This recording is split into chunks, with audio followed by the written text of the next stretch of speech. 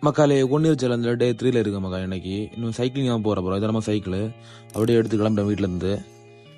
ரொம்ப நாளைக்கு அப்புறம் சைக்கிள் மிதிக்கும் கொஞ்சம் கஷ்டமாக தான் மக்கா இருக்குது. நம்ம கொஞ்சம் ஸ்லோவாக சவுட்டிட்டு போகிறோம். அப்படியே சைடில் ஒரு வியூவை போட்டுட்டு ஃப்ரெண்டில் அப்படியே வியூ கொஞ்சம் வீடியோ எடுக்க கொஞ்சம் கஷ்டமாக இருக்குது. அதுக்குள்ள திக்கணம் கொண்டு வந்துட்டோம். திக்கணம் கொண்டு வந்து அப்படியே நேரே உள்ள விட்டோம். இன்றைக்கி நம்ம டார்கெட்டை முளமுடுற போகிறதா மக்கா.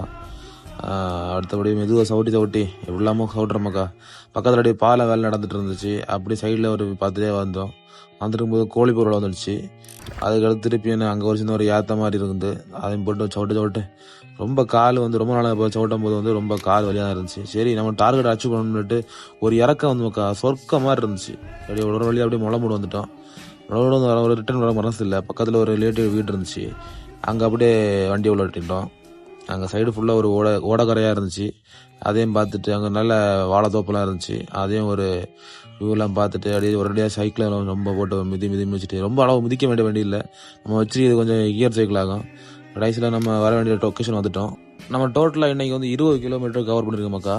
அப் அண்ட் டவுனு அப்படியே ஒரேடியாக நம்ம வந்துட்டோம் அந்த டார்கெட்டுக்கு.